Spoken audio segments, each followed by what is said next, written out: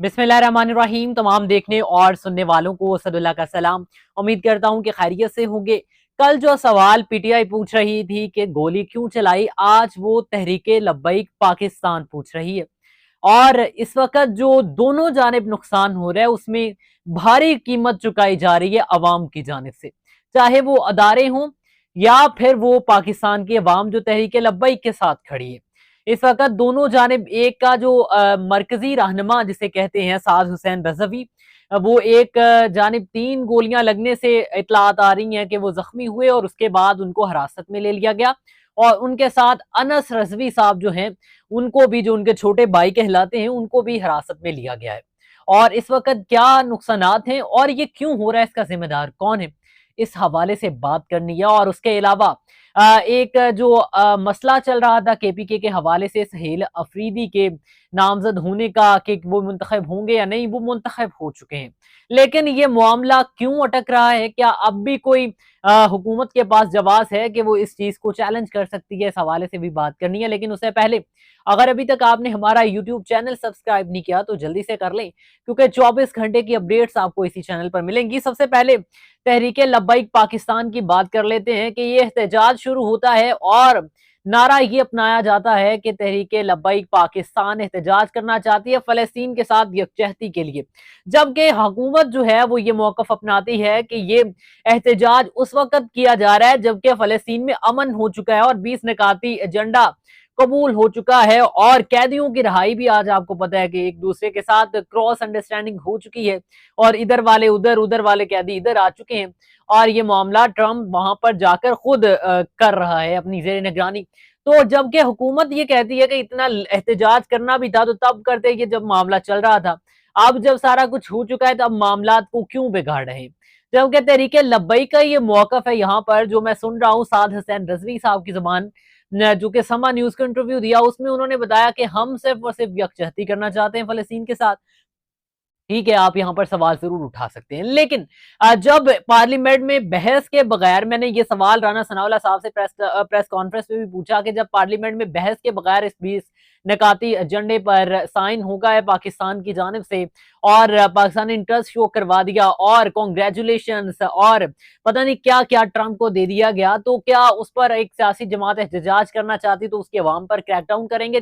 PTI को तो चलो आपने ये कह दिया कि वो इंतशारी टोला है और वो जो है वो एहतजाज नहीं कर सकते, हम क्रैकडाउन करेंगे। अब तरीके लब्बैक भी करी, तो क्या तमाम सियासी जमातें ऐसा ही जब कोई एहतजाज करना चाहेंगी तो आप इसी तरह से क्रैकडाउन करते रहेंगे? जबकि जो राना सनाउल्लाह साहब हैं या फिर नून लीग है, वो ये कहती है कि इस एहतजाज का कोई जवाब नहीं बनता। ठीक है जी, अब जवाब नहीं बनता तो जरा यहाँ पर नुकसान देख लीजिए कि कितना हो चुका है अवाम का। क्या साद हुसैन रजवी अगर जवाब नहीं बनता था तो क्या वो बार बार मुज़ाकरात के लिए पेशकश नहीं कर रहा था आपको? क्या आपसे बार बार ये नहीं कहा गया साद हुसैन रजवी की जानिब से, आए हम यहीं पे मामला को खत्म करते हैं और यहाँ पर एहतजाज को खत्म करके यहाँ पर मुज़ाकरात कर लेते हैं? लेकिन उस मुज़ाकरात पर आने की बजाय आप लोगों ने अचानक से, क्या होता है कि रात को 1-2 बजे जो है वो तमाम जानिब से उस काफिले को घेर लिया जाता है और उस पर फायरिंग होती है, जिसमें सिर्फ और सिर्फ नुकसान तरीके लब्बैक का नहीं होता, जिसमें उनके साथ हुसैन रजवी साहब जो हैं वो, उनको गोलियां लगी और वजीर हिरासत अनस रजवी हैं और उसके अलावा उनके दीगर जो बड़े बड़े कायदीन हैं और नीचे वाले लोग जिनकी लाशें सड़कों पे पड़ी हुई हैं और बेनाम पड़ी हुई हैं और पता ही नहीं है कि वो कौन है, किसका है, वो जख्मी है तो वहां पर उनको उठाने के लिए कोई नहीं है, उनको अस्पतालों में ले जाने के लिए कोई नहीं है। मेन मसला यहाँ पर सवाल उठता है, गोली क्यों चलाई? ठीक है, अब जब मुज़ाकरात की पेशकश की जा रही थी साद हुसैन रिजवी की जानिब से, तो मुज़ाकरात क्यों नहीं किए गए? बार बार मुज़ाकरात के लिए कहा गया तो मुज़ाकरात क्यों नहीं किए गए?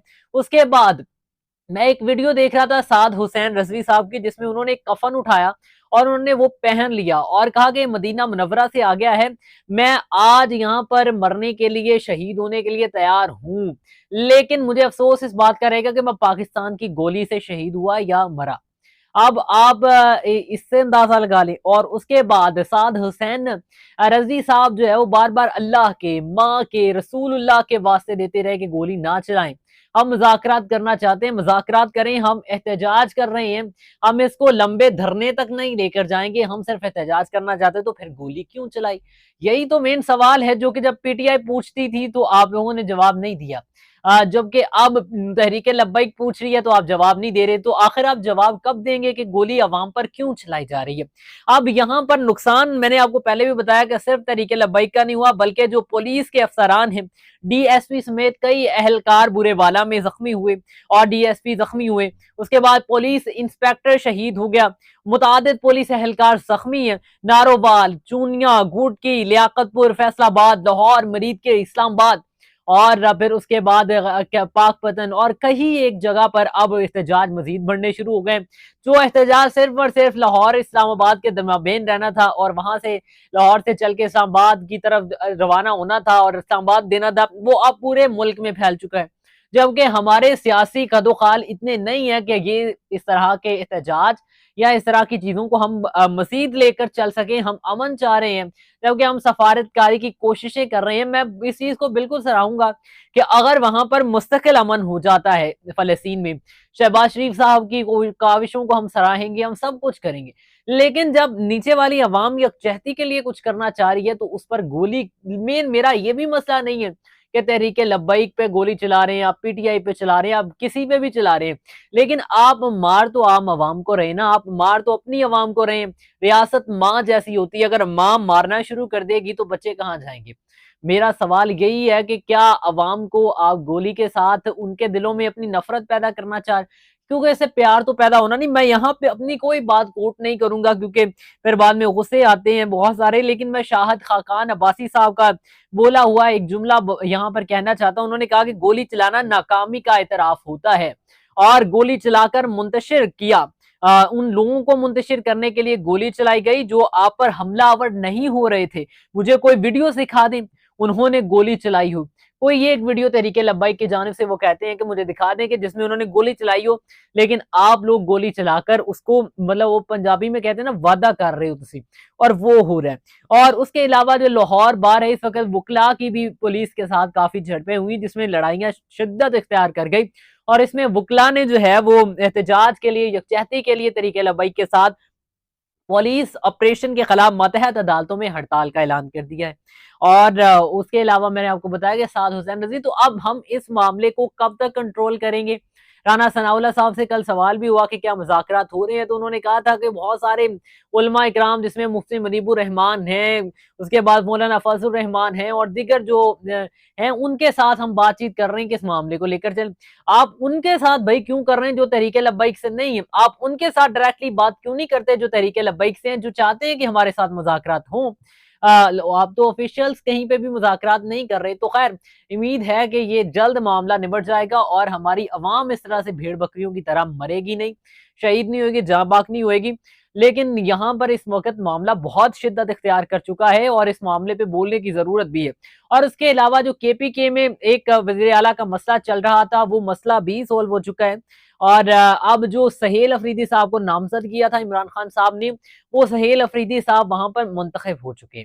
اور ان کے منتخب ہونے کے بعد جو اعتراض ایک علی امین گنڈاپور صاحب پہ لگایا گیا تھا کہ ان کا جو انہوں نے استعفیٰ دیا ہے وہ منظور نہیں ہوا گورنر کی جانب سے، گورنر صاحب نے یہ اعتراض لگایا کہ ان کے دستخط جو ہے نا اس میں فرق آ گیا. لیکن میں یہاں پر دستخط دونوں چلا رہا ہوں، ذرا مجھے بھی بتائیے گا کہ یہاں پر دستخط میں کہاں پر آپ کو چینجنگ نظر آ رہی ہے؟ مجھے تو کہیں نظر نہیں آئی. لیکن خیر، وہ ایک تھا یہ کہ جی اس طرح سے ہوا، گورنر صاحب نے کیا ہے. لیکن اس کے بعد سہیل افریدی صاحب اب چونکہ 90 ووٹ لے کر وہاں پر کامیاب ہو چکے ہیں، تو اب یہ جو اپوزیشن جماعت ہے وہاں سے یہ خبر آ رہی ہے کہ وہ اس کو چیلنج کرنے جا رہے ہیں عدالتوں میں کہ یہ غیر آئینی اور غیر قانونی طور پر ہوا ہے. حالانکہ جو اسپیکر صاحب ہیں وہاں کے، وہ یہ کہتے ہیں، بابر سلیم سواتی صاحب، کہ یہ کوئی بھی غیر آئینی چیز نہیں ہے، غیر قانونی چیز نہیں ہے، وہ قانون کے مطابق ہو رہا ہے. جبکہ منیف فاروق صاحب نے ایک ٹویٹ کیا، جو کہ صحافی ہیں، انہوں نے کہا جی وہاں پر قانونی طور پہ یہ سب کچھ ہوا ہے، تو ان کے خدوخال کچھ بدلے بدلے سے لگے، مجھے تیور تھوڑے سے بدلے بدلے سے لگے، حالانکہ میں ایکسپیکٹ کر رہا تھا کہ شاید ان کی جانب سے ٹویٹ یہی آئے گا کہ یہ غیر آئینی اور غیر قانونی ہوا، لیکن وہ بھی یہ بات کا اعتراف کر رہے ہیں کہ جی وہاں پر جو بھی ہوا ہے وہ آئینی طور پہ ہوا ہے، تو اگر آئینی طور پہ ہوا ہے تو یہ چیلنج ہوتا ہے معاملہ، تو یہ کہاں تک جائے گا یہ بھی وقت بتائے گا۔ اس کے ساتھ ہمیں دیجیے اجازت، اللہ حافظ۔